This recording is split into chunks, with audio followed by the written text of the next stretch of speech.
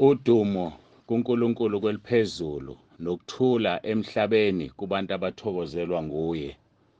Okubingelelayo ke mlaleli weNorth Coast Radio, uApostle Dr. SD Nsibande. Siyambonga ke kakhulu uNkulunkulu ngethuba akasinikeza lona. Siyamdumisa nangaso lesisikhathi.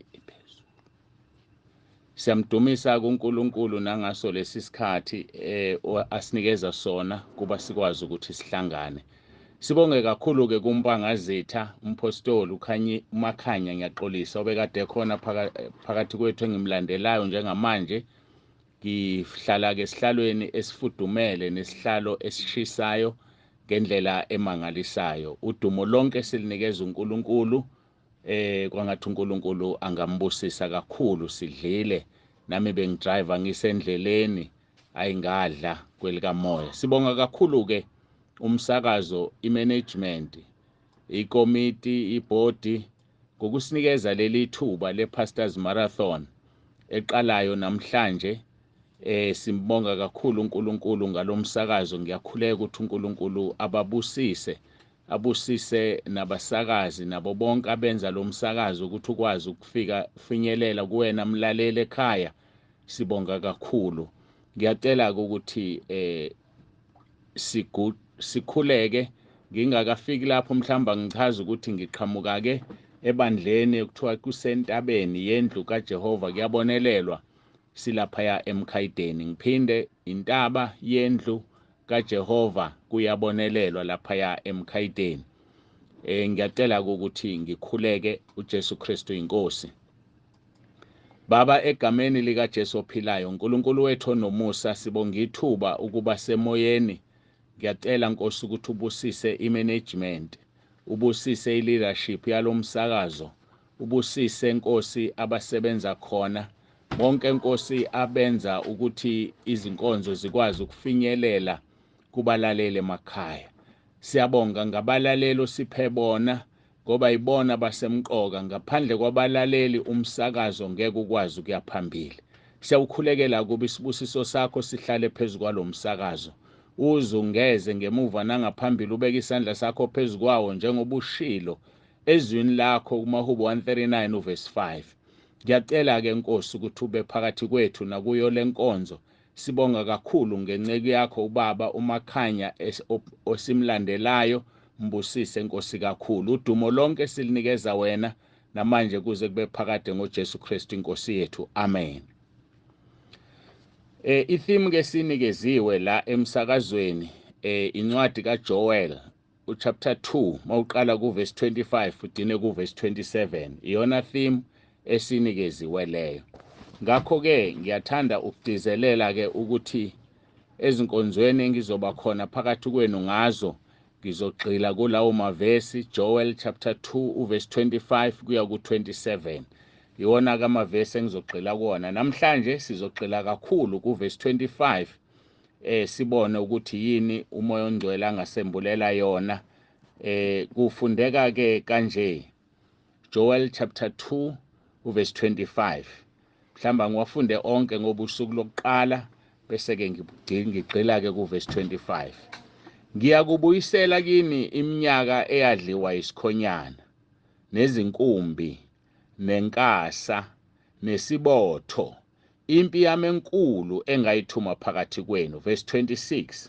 Niyakudla nokudla nisuthe nilidumise igama likaJehova uNkulunkulu wenu oniphathe ngokumangalisayo. Abantu bami abayukujabha kuze kube phakade. Verse number 27. Niyakwazi ukuthi ngiphakathi kuka-Israyeli nokuthi nginguJehova uNkulunkulu wenu, akakho omunye. Abantu bami abayukujabha kuze kube phakade. Ilawo mavesi kamathathu esinikezwe wona ayitheme yale Pastors Marathon. Simbonge kakhulu uNkulunkulu ngalomsakazo. Uverse 25 ke ngizogxila kuwo uthi, ngiyakubuyisela kini iminyaka eyadliwa yisikhonyane nezinkumbi nenkasa nesibotho, impi yami enkulu engayithuma phakathi kwenu. I will repay you for years the locusts have eaten, the great locust and the young locust, the other locust and swarm, my great army that I sent among you. Ubani umprofeti uJoel? Ngoba lawa magama aprofethwa ngumprofeti uJoel. Umbuzo omkhulu-ke uthi ngubani umprofeti uJoel? uJoel-ke uzalwa uPethuel, kwakuyise loyo. Akafani nabanye ozakwabo, yena ubonakala ezincwadini ezimbili kuphela, yile yakhe uJoel nakwizenzo zabapostoli. Le ncwadi yabhalwa late ngeminyaka ka-7th and early 15th centuries BC. Indlela kakabhale ngayo kubukeka icishe nalaba baprofeti u-Amose, uMikha, uZefaniya, uJeremiya no-Ezekiel. Umbiko wakhe-ke osemqoka uJoel ukuthi ubona impi enkulu yesikhonyane nesomiso okuyindlela yosuku lolaka lukaNkulunkulu kubantu abangamlaleli futhi bengalenzi izwi lakhe. Angiphinde futhi, umbiko wakhe osemqoka ukuthi ubona impi enkulu yesikhonyane nesomiso okuyindlela yosuku lolaka lukaNkulunkulu kubantu abangamlaleli futhi bengalenzi izwi lakhe. uNkulunkulu wethu-ke uluthando, kodwa uyakujezisa ukungalalelwa kwezwi lakhe. Usebenzisa noma yini akayithandayo ukujezisa ukungalalelwa kwezwi lakhe.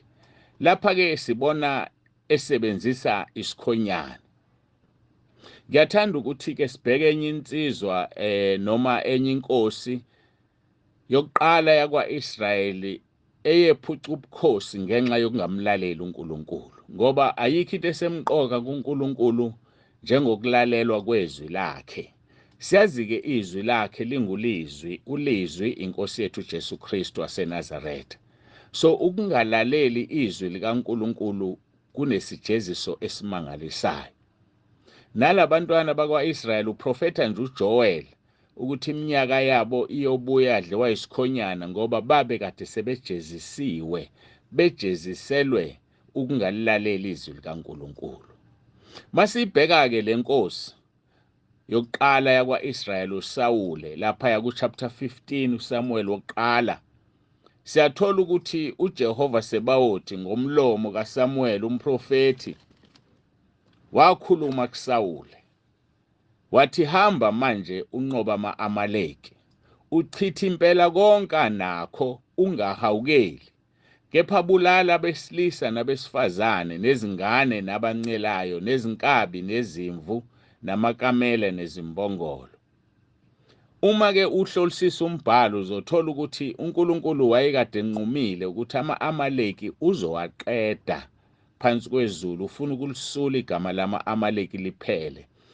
Lokho ahluleka uSawule ukukwenza, wagcine kwenzile mawuqhubeka nokufunda izwi lenkosi. uNkulunkulu-ke unayo leyo nto yokuthi uma umonile wenza into embi, akujezise ngendlela yokuthi akusule phansi komthunzi welanga, ukukhunjulwa kwakho kungabe kusaba khona.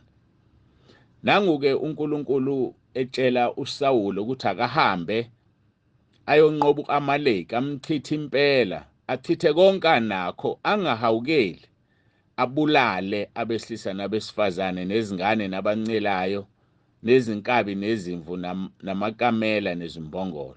Kodwa yena wabamba u-Agagi inkosi yama-Amaleki esaphilile, wachitha impela bonke abantu ngosiko lwenkemba. Kepha uSawuli nabantu bayeka u-Agagi nezinhle ezikhulupheleyo zezimvu nezezinkabi namawundlu nakho konke okuhle. Babengavumi ukuqeda lokho, kodwa zonke izinto ezidelelekileyo nezondileyo baziqeda. Unjalo-ke umuntu unalento yokuthi athi usibanibani ngimpiwe, usibanibani angimpiwe. Siyakubona-ke kwenzeka la ukuthi inkosi uSawule uNkulunkulu ethe ayibulale konke iqede, ibeka inkosi iyayigcina u-Agagi akambulali. Sebegcina-ke nezikhulupheleyo zezinkomo nezimvu nezinkabi bayakubulala okondileyo. Into angayifuni uNkulunkulu leyo yomuntu okhetha abantu, ngoba phambi kaNkulunkulu siyafana siyalingana, phambi kaNkulunkulu siyinto eyodwa. Uzumangala uthola omunye umuntu athi usibanibani ngimphiwe, umangala ukuthi uzozamphiwe nje wadala bani emhlabeni, ngoba phela sidalanga muntu, asikwazi ukuba nabantu esithi sibaphiwe nabantu esingabaphiwe, ngoba vele kakade akusibona bethu. Ngisho iy'ngane zethu esicabanga ukuthi zingezethu ngoba sizizele, akusizona ezethu lezo y'ngane, ngoba ngokukaNkulunkulu wonke umuntu ngowakhe. uNkulunkulu odale umhlaba nokugcwala kwawo. Thina abazali sifana nama-envelopes. Uma uthola incwadi ngemvelophi, i-envelope uyidabula noma ikanjani ujahe ukuthola umbiko osencwadini, ngoba unandaba nemvelophi nendaba nokuphakathi. Kanjalo-ke thina masiletha abantwana emhlabeni akusibona bethu, kusuke kufanele nabo bazitholele i-future yabo, bazitholele ukuphila okungokwabo. Okwethu ukubakhulisa besebancane, kodwa bese befika esigabeni la sekufanele bazimele, njengoba nathi njengabazali kwafika isigaba lapho sazimela khona. Obaba abazali bethu abasekho kumanje, wena mhlawumbe usenenhlanhla-ke basekhona bakho, kodwa okukhulu engizama ukukucacisa ilento yokuthi kuNkulunkulu siyafana, awukwazi ukukhetha abantu. Kakhulu kufanele wenze izwi likaNkulunkulu. Khumbula abapostoli beboshiwe, sebeshayiwe, bededelwa, kwathiwa ningabe nisaliphatha igama lenkosi uJesu. Wathi uPetro, nqumani nina ukuthi ubani okufanele simlalele, uNkulunkulu noma yinina ningabantu. Kodwa thina siyazazi izinto esikhuluma ngazo, sizolalela uNkulunkulu. Kuba ihlazo ukuthola ukuthi umuntu wenza izinto ezingafanele ngoba esaba abantu. Aze akubeke kucaca uJesu wathi onamahloni ngami, nami ngiyoba namahloni ngaye phambi kwezingilosi zikaBaba noBaba. Ngakho-ke kumelwe umuntu nomuntu asabe uNkulunkulu. Kumelwe umuntu nomuntu enze izwi likaNkulunkulu. Ngoba uma ungalenzi, uNkulunkulu uthuma impi yakhe yesikhonyane. Isikhonyane-ke mhlawumbe sobuye sichaze ukuthi sisho ukuthini mhlawumbe ezinkonzweni ezilandelayo, kodwa impi yakhe uNkulunkulu isikhonyane. Isikhonyane-ke uma isesidedelile senza abantu babuye baqoqeke abesebuyisa iminyaka yabo eyadliwa yisikhonyane. uNkulunkulu wathuma uSamuel kuSawuli. Uma-ke sebehlangana uSamuel noSawuli, uthi uSawule, mawubusiswe nguJehova, sengilifezile izwi likaJehova. Khumbula sikhuluma ngokuthunywa kaSawuli ukuthi ahambe ayoqeda ama-Amaleki. Uthi-ke mawubusiswe nguJehova, sengilifezile izwi likaJehova. uSamuel wayesethi, kuthini pho lokhu kukhala kwezimvu ezindlebeni zami nokukhala kwezinkabi engikuzwayo na? Ngoba phela wayiqamba amanga, enza sengathi ulenzile izwi ubabulele bonke abantu okuthiwa kababulale nemfuyo yakhona. Kodwa uSamuel useyeza ukuthi hayi bo, kukhona ukukhala kwezimvu ezindlebeni zami nokukhala kwezinkabi. Azikhali ngoba zifile, zikhala ngoba bekufanele zife kodwa zifanga, kukhethiwe nezikhulupheleyo. Phela isono somuntu siyasabela, isono somuntu siyakhala. Ngiyakhumbula kukhona omunye ubaba okuthiwa wayekade eziphilisa ngokuntshontsha iy'nkomo zabantu. Abantu-ke babemazi endaweni ukuthi uyantshontsha, kodwa bemesaba. Ayike kuthe esegula, egugile, esewumkhulu, esebonakala ukuthi cha, hayi usendleleni uyagoduka, kuthiwa waqala wakhuluma lokho esesithi-ke thina ukuhema, kanti umuntu akahema, ukhuluma izinto azenzile. Waqala wakhuluma lo baba, wathi lo baba, ngiyalinganisa-ke ngeyibongo, ngoba nami le ndaba ngayixoxelwa, kodwa iyiqiniso lona, akusiyona inganekwane. Wathi lo baba, awu nazi iy'nkomo zakwaMkhize, zingivimbile, angikwazi ukuhamba indlela ngiyiboni. Ake ningibizeleni umndeni wakwaMkhize ngixolise, zantshontshwa yimini iy'nkomo zabo. wabiza umndeni wakwaMkhize, wanele wangena endlini wavaleka ukukhuluma, kangakwazi ukukhuluma. Kwaba kusathiwe akasakwazi ukukhuluma, baphuma bahamba. Mase behambile bengaphandle kwesango yaqaqeka, usebona ezesinye isibongo. Nazi izinkomo zakwaNsibande zingivimbile, angikwazi ukuhamba, angikwazi ukugoduka, sekufanele ngihambe emhlabeni. Ngazintshontsha nazo, ubizwe lo mndeni wakwaNsibande, ngishilo ngathi izibongo ngiyalinganisa ngazo. Mawusufikile lo mndeni akasakwazi ukukhuluma. Kuthiwa wayiphila lempilo izinsukwana elokhu ebala inkomo zemndeni ehlukene aphila ngazo azintshontshayo. Ngizama ukuchaza ukuthi isono somuntu siyasabela. Inkokhelo yesono ingukufa, kodwa isipho somusa sikaNkulunkulu singukuphila okuphakade. Ngakho qaphela ukuthi wenzani emhlabeni, ngoba noma ngabe kufihleke kangakanani okwenzayo, lithi izwi lenkosi kuyoshawudwa phezu kwezindlu. Ngosuku lokwahlulela kube sekubonwa inoma ubani. Ngakho-ke uthi-ke uSamuel kuSawuli, pho kuyini lokhu kukhala kwezimvu endlebeni zami nokukhala kwezinkabi engikuzwayo na? Verse 15 wakhona, ngikhuluma-ke ngoSamuel chapter 2. Ngikhuluma ngoSamuel wokuqala uchapter 15, uthi verse 15 wakhona, uSawule wathi, babuye nazo kuma-Amaleki ngokuba abantu bayeke izinhle zezimvu nezezinkabi ukuba bahlabele uJehova uNkulunkulu wakho. Ezinye siziqedile nya. Abantu abaningi-ke makufika isigaba esifana nalesi ukuthi umuntu avume isono sakhe, uye ablame abanye abantu. Njengamanje uSawuli njengenkosi uyena wakhipha instruction ukuthi uAgaga kangabulawa. Uyena wakhipha instruction ukuthi akuthathwe izikhulupheleyo zikuyonikelwa ngazo. Uma esebuzwa usethi babuye nazo kuma-Amaleki ngokuba abantu bayeke izinhle zezimvu nezinkabi ukuba bahlabele uJehova. Akasazifaki yena, kodwa unamandla. Yenzeka leyo nto athi umuntu esemagunyeni enze lento okuthiwa uku-abdicate, athathe umsebenzi wakhe awunikeze abanye abantu. And kunesijeziso lokho ukungawenzi umsebenzi okufanele uwenze ngenxa yabantu. Kubeke ngozini lokho ukuthi ungumholi bese izinto ziyabheda ebuholini bakho bese ublame abantu. Ngoba inkinga isuki kuwe njengenhloko yalabo bantu.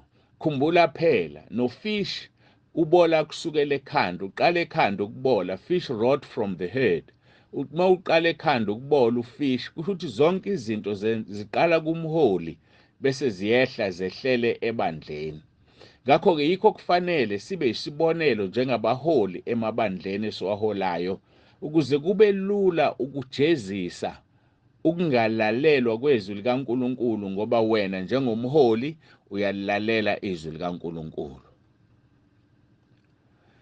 Ngakho-ke uthi-ke uSawule, babuye nazo kuma-Amaleki ngokuba abantu bayeke izinhle zezimvu nezezinkabi ukuba bahlabele uJehova. uNkulunkulu akawufuni umnikelo ongalungile. uNkulunkulu akafuni unikele ngomnikelo ongcolile. Akuze ufika ngiyalinganisa-ke kubanjwe ibhenki noma kubanjwe imoto ethutha imali bese leyo mali kuzonikelwa ngayo endlini kaNkulunkulu, ngoba uyayiqalekisa lendlu kaNkulunkulu. Uqalekisa nenceku kaNkulunkulu ezosebenzisa imali engcolile. Ayakhiwa ngisho indlu kaNkulunkulu ngemali etholakale ngendlela engafanele. Ngakho-ke uNkulunkulu akafuni unikele ngento engcolile emehlweni akhe, ngento ongayitholanga ngendlela efanele.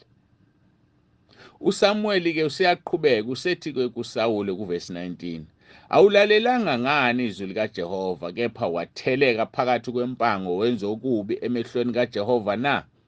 Ngikhuluma la-ke ngokuthi uma ungamlaleli uNkulunkulu uyayithuma impi yakhe yisikhonyane.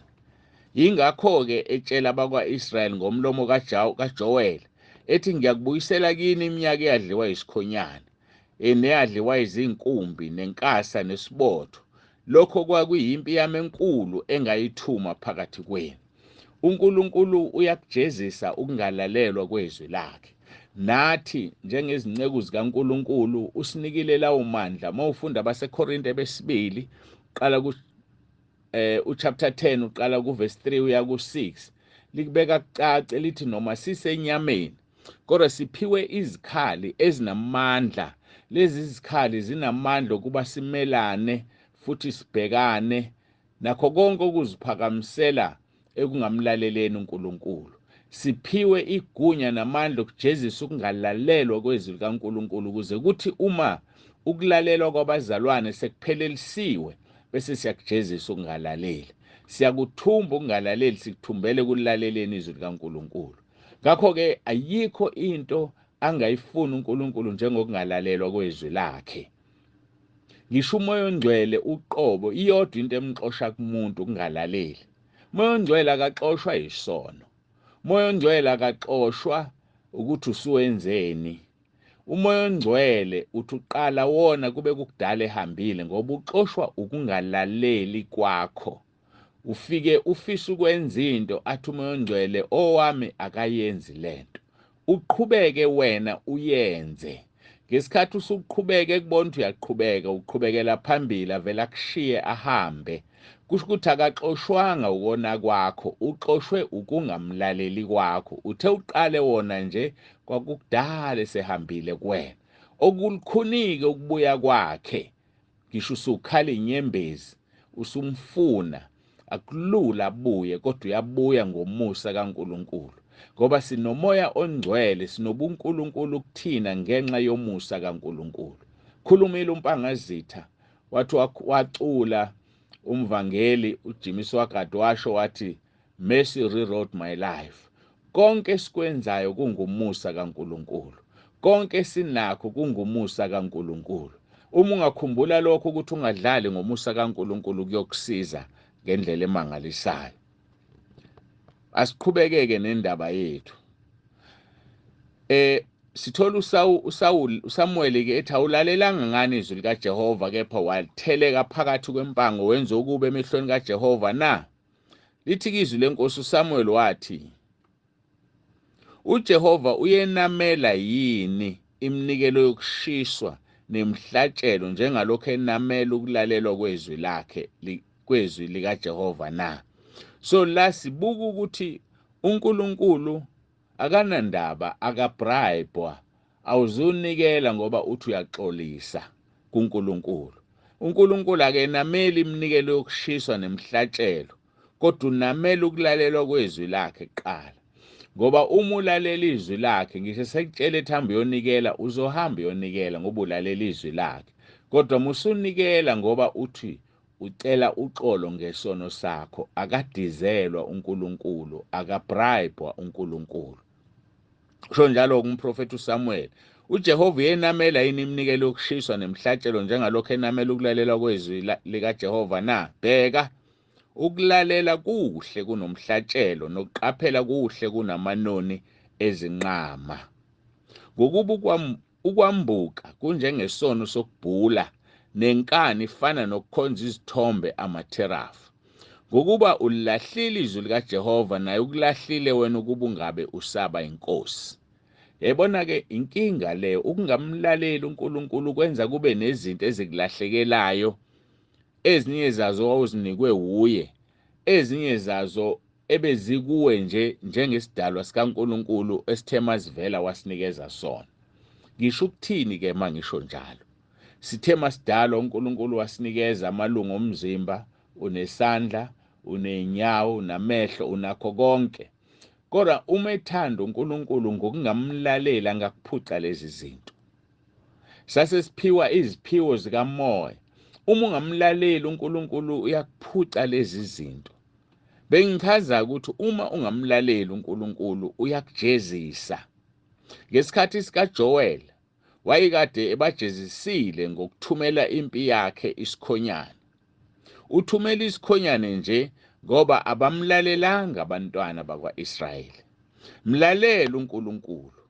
Itheme yethu ithi ngiyakubuyisela kini iminyaka edliwe yisikhonyane. Uma ubuya umlalela uNkulunkulu uyakubuyisela kuwe iminyaka edliwe yisikhonyane. Ukuzeke ibuyiswe iminyaka edliwe yisikhonyana kuwe, kumele ukuba uphenduke, uvume iNkosi uJesu ukuthi iyinkosi, ukholwe enhlizweni yakho ukuthi uNkulunkulu wamvusa uJesu kwabafileyo, uza kusindiswa. Izwi lela baseRoma 10 uverse 9. Vuma iNkosi uJesu ukuthi uyinkosi, ukholwe enhlizweni yakho ukuthi uNkulunkulu wamvusa kwabafileyo, uza kusindiswa. Bese lithi-ke uverse 10 wamaRoma 10 usucacisa-ke uverse 9. Uthi uverse 10, ngokuba umuntu ukholwa ngenhliziyo kube ngukulunga, ngomlomo uyavuma kube ngukusindiswa. Verse 13, ngokuba bonke abayokhuleka egameni lenkosi bayakusindiswa. Insindiso injalo nje, insindiso imfushane ngalendlela esengiyishilo. Vuma ukuthi uJesu Kristu uyinkosi ngomlomo wakho. Kholwa enhlizweni yakho ukuthi uNkulunkulu wamvusa kwabafileyo, uyakusindiswa. Ngoba bonke abakhuleka egameni lenkosi uJesu bayakusindiswa. AbaseRoma 10 verse 9 esengikhulume ngabo bayisinyathelo sokuqala ukuba uNkulunkulu egameni lenkosi uJesu Kristu abuyise iminyaka eyadliwa yisikhonyane. Ayike ngiphinde mhlawumbe ungizwanga mlaleli ekhaya. AbaseRoma 10 verse 9 isinyathelo sokuqala ukuba uNkulunkulu egameni lenkosi uJesu Kristu abuyise iminyaka eyadliwa yisikhonyane. Isinyathelo ke sesibili, zithobe uvuma izono zakho ukuze uthethelelwe liphiliswe izwe lethu. Angisiphinde futhi isinyathelo sesibili. Zithobe uvuma izono zakho ukuze uthethelelwe liphiliswe izwe lethu elidunguzelayo. Siyakuthola lokho kwiziKronike zesibili chapter 7 mawuqala kuverse 13. Uthi uNkulunkulu, uma ngivala izulu ukuba kungabikho mvula, noma ngiyalezi isikhonyana ukuba sidlizwe, noma ngithuma isifo phakathi kwabantu bami. Sikhonza uNkulunkulu owenza imangaliso, uNkulunkulu ojezisayo. Uthi-ke uma evala izulu noma eyalezi isikhonyana, njengoba wasiyaleza kubantwana bakwa-Israyeli eGibhithe, namanje-ke simbona enguNkulunkulu oyaleza isikhonyana. Wasiyaleza kubantu baseGibhithe, ngiyaqolisa kubantu baseGibhithe efuna badedele uIsrayeli, wasiyaleza isikhonyana kuba sibe ezinye zey'nhlupho eziyishumi laphaya kuFaro. Uthi-ke uma ngivala izulu kuba kungabikho mvula, noma ngiyaleza isikhonyana ukuba sidlizwe, noma ngithuma isifo phakathi kwabantu bami. Ulindele ukuthi abantu bazithobe ababizwa ngegama lakhe, bakhuleke, bafune ubuso bakhe, baphenduke ezindleleni zabo ezimbi. Uthi ngiyokuzwa ezulwini ngithethelele isono sabo, ngiphilise izwe labo. uNkulunkulu uyamthanda umuntu ophendukayo. uNkulunkulu uyamthanda umuntu ozithobayo, ngoba uthumelene nabazidlayo, kodwa abathobekileyo ubapha umusa. Ingakho-ke khuluma lamagama. Ethuma abantu bami bezithoba, ababizwa ngegama lami, bakhuleke, bafune ubuso bami, baphenduke ezindleleni zabo ezimbi, ngiyokuzwa ezulwini ngithethelele isono sabo, ngiphilise izwe labo. Izwe lethu aliphilile njengoba sifuna ukuzithoba. Izwe lethu aliphilile njengoba sifuna ukuvuma izono. Mawufunda amaHubo ngithi 32, lithi ubusise umuntu ozono zakhe zithethelwele, osiphambeko sakhe siyekelwe. Isibusiso sisekuvumeni isono uhlukane naso. Mawufunda iZaga 28 verse 13, likhuluma ngomuntu ofihla iziphambeko zakhe ongeke aphumelele, kodwa ozivumayo azishiye uzothola umusa. Sivume isono usishiye uzothola umusa. Ilokho kusemqoka kuNkulunkulu. Siyazishiya izona sibuyele kuzo. Aza kubeka kuchaza umpostoli uPetro, athi kufana nenja ihlanza umhlanzi ibuyele kuwona, ngulube egezwa amaqede ibuyele yozibhiqa odakeni. Oyicabanga into ebuhlungu kanje. Vuma isono sakho uhlukane naso, ungabuyeli kusona. Ngoba kumaHebheru 6 uqala kuverse 4 uya ku6 lithi uma umuntu eke wanambitha izwi likaNkulunkulu, wanambitha amandla ezwe elizayo, kodwa wayesehlehlele emuva, uzibethelela inkosi uJesu. Lowo muntu akasoze athethelelwe, lowo muntu akasoze axolelwe. Kanti uma kumaHebheru 10 verse 26 no27, owona ngamabomu awusekho umnikelo ngesono, kuphela ukulindela umlilo ozoshisa amaphikankani. Mntaka baba, mawusulibonile iqiniso ungabuyela emuva. Kungenzeka ukuthi usunikezwe ithuba lokugcina manje, lokuthi uphenduke, lokuthi ubuye endleleni yakho embi, ngoba uNkulunkulu wethu uthi uyokwenza ukuthethelelwa kube kukhulu. UnguNkulunkulu othethelela izono zethu, asho njalo amaHubo 103. UnguNkulunkulu othethelela izono zethu, UnguNkulunkulu owelapha zonke izifo zethu. Kodwa kubiza ukuthi ake uvume izono zakho kuqala, kubiza ukuthi ake uthethelelwe izono zakho. uJesu esahamba emhlabeni, ngaso sonke isikhathi mayiphilisa umuntu, wayiqala ngokuthi uthethelelwe izono zakho, ngoba izono ngesinye isikhathi izona ezisenza sigule. Ngibonile mina abantu abaningi kakhulu, abantu bephila ngenxa yokuvuma izono. Kuyaphilisa ukususa into egqilazile kumoya, ngoba uyisigqila ugqilaziwe. Azathi uJesu umuntu uyisigqila salento ahlulwa yiyona, kodwa yena mayemkhulula umuntu uba ngokhululekile impela. Lithi-ke lelizwi, uma ngivala izulu kuba kungabikho mvula, noma ngiyaleza isikhonyane ukuba sidlizwe, noma ngithuma isifo phakathi kwabantu bami, bona bazithobe abantu bami ababizwa ngegama lami, bakhuleke, bafuna ubuso bami, baphenduke endleleni zabo ezimbi, ngiyokuzwa ngisezulwini ngithethelela isono sabo, ngiphilise izwe labo. Namhlanje enye yezinto ezidala ukuthi sazi ukuthi kanti yini yenza uNkulunkulu aphendule umkhuleko. uNkulunkulu ufuna umuntu ozithobayo, uNkulunkulu ufuna umuntu ophendukayo, uNkulunkulu ufuna umuntu oyeka izono zakhe. Athi-ke uyozwe esezulwini abese yathethelela, aliphilise izwe. Abesethi kuvesi 15, ngikhuluma ngezikronike zesibili chapter 7, athi manje amehlo ami ayakuvuleka, izindlebe zami zilalela umkhuleko owenziwa kule ndawo. Madoda, uNkulunkulu wethu uyalalela, uNkulunkulu wethu uyabuka, kodwa kuphela kubiza ukuthi senze njani, siphenduke, sizithobe, sivume ukona kwethu ukuze uNkulunkulu asithethelele. Amehlo akhe akusikhona ukuthi avalekile, nendlebe zakhe ukuthi zinzima. Ufunda Isaiah 59 verse 1 and 2. Isandla sikaJehova asifinyeziwe ukuthi sisindise, nendlebe yakhe ayinzima ukuzwa, kodwa ububi bethu obusahlukanisa naye uNkulunkulu. Uma kububi busahlukanisa noNkulunkulu, sidinga ukudiliza lolu donga, ngoba isono siwudonga phakathi kwakho noNkulunkulu, ukuze akwazi ukubuyisa iminyaka edliwe yisikhonyane, akwazi ukulungisa izinto zakhe ezonakeleyo. Baye bethi-ke abanye ubuyisa izinto ezithathwe yisitha.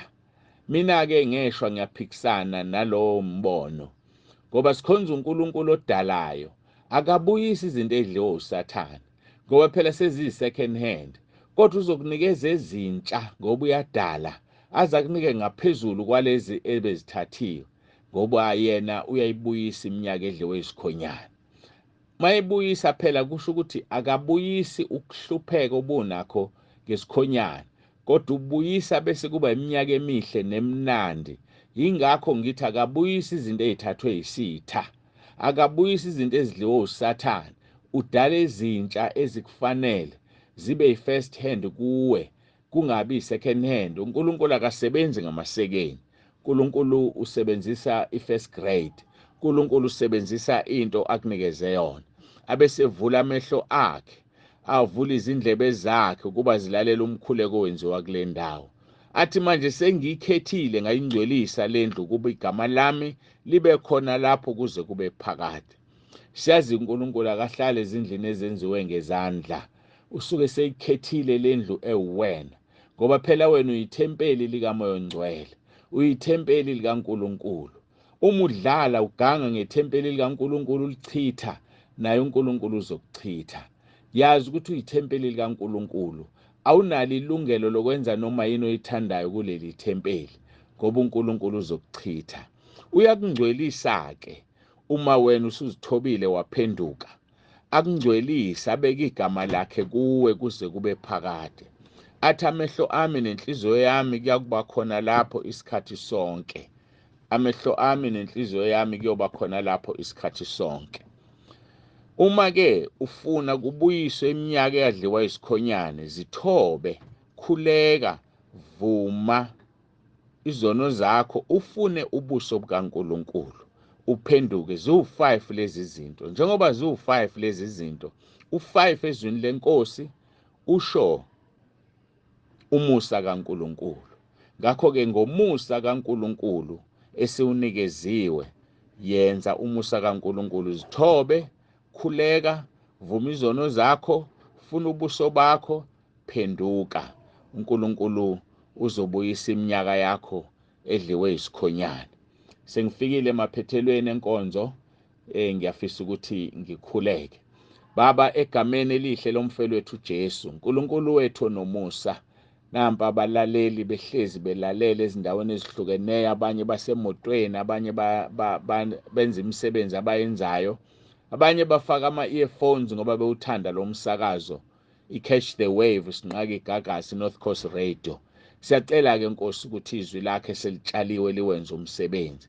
Sikhulekela zonke inceku zakho Nkosi ezizohlala la, ukuba uNkulunkulu wethu usebenzise leli thuba, ubasebenzise uNkulunkulu nomusa, kukhafulwe umlilo, simelana nemimoya, amadimoni, amadevil worshippers, awanasabelo kulesi studio, awanasabelo phezu kwalo msakazo. Ubiyele lo msakazo Nkosi ngezwi lakho, Isaiah 54:17. Asikho isikhali esilolelwe lo msakazo siyophumelela, nolimi oluvukela lo msakazo lwahlulela. Siyabonga Nkosi, sikunikeza udumo ngakho konke, sithi uJesu Kristu uyinkosi. Amen. Sizocela ke sithi ukulalela ingoma kancane.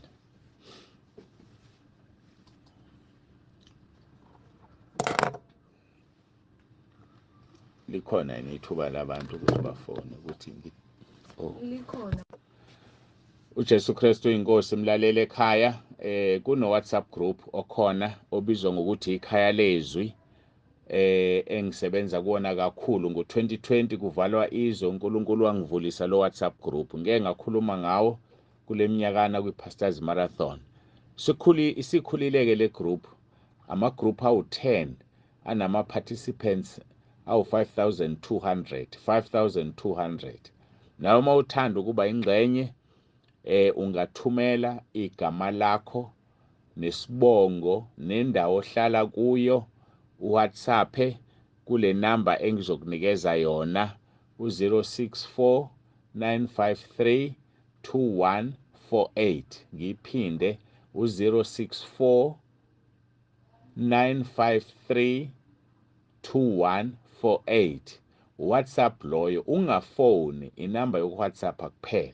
Thumela igama lakho, isibongo nendawo ohlala kuyona. Ngiyacela lezi zinto vele ke iWhatsApp number izobe iqhamuka, igama, isibongo nendawo ohlala kuyona. Ngishumayela khona zonke izinsuku kunemkhuleko eyenziwa khona. uNkulunkulu uyawenza kumusa, bayasinda abagulayo, bayithola imisebenzi abayifunayo, kodwa kunombandela. Siyazi yonke indawo khona lento okuthiwa ama-terms and conditions, T's and C's. Umbandela-ke owokuthi ngesikhathi uNkulunkulu engibiza, wathi ngaphambi kokuba ngikhulekele umuntu kufanele avume uJesu ngoRoma 10:9, asindiswe. Ngoba phela thina siyathanda izinto zikaNkulunkulu kodwa simfuni yena. Ngakho-ke kufanele ufake uJesu kuqala enhlizweni yakho ukuze uthole izinto zakhe. Incwadi yokuqala kaTimoteyu chapter 5:22 uthi ungasheshi ubeke izandla kumuntu uzohlanganyela izono zakhe. Lokho kusitshela ukuthi ukuvela ubhadeke umuntu izandla, uvela ukhulekela umuntu uzohlanganyela izono zakhe. Vuma uJesu ngoRoma 10:9. Uzosho emva kwami ngikuvumise uJesu, bese into oyifunayo noyicelayo uNkulunkulu uzokunika, unikwa yimini, unikwa uyena.